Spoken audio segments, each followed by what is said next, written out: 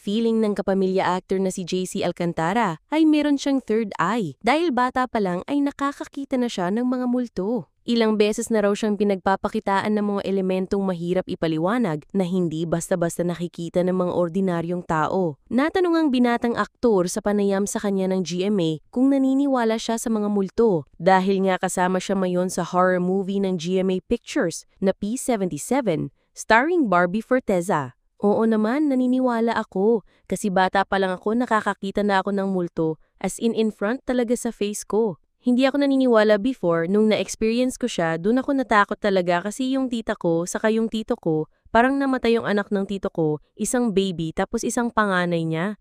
After nun, palipat-lipat ako, hanggang sa katabi ko na sila. Pagtingin ko sa ilalim ng bed, may nakita kong bata na inaabot ako tapos iyak ako ng iyak.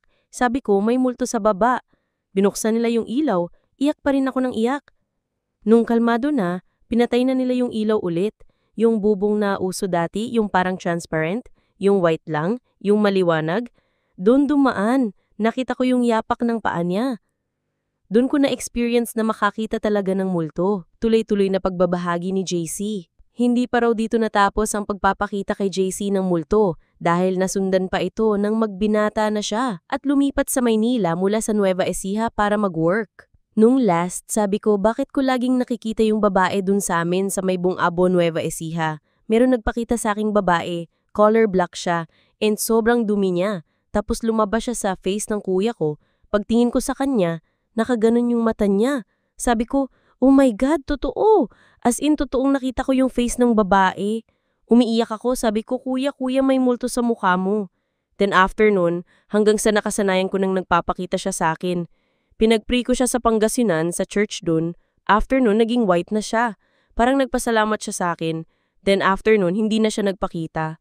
Parang humihingi siya lang tulong nung time na yun. Grabe, as in, takot na takot ako kapag nakikita ko siya.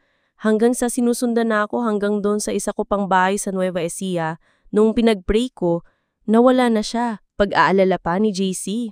Isa pa sa hindi niya makakalimutang karanasan sa multo ay nang tumira siya sa isang bahay sa Makati. Nagpaparamdam talaga siya. Before, nung lumipat ako ng unit dun sa Makati, pinagawa ko kasi yung bahay na yun. And then after nun, pagkalipat ko, gusto ko i-experience na makatulog. Ako lang mag-isa.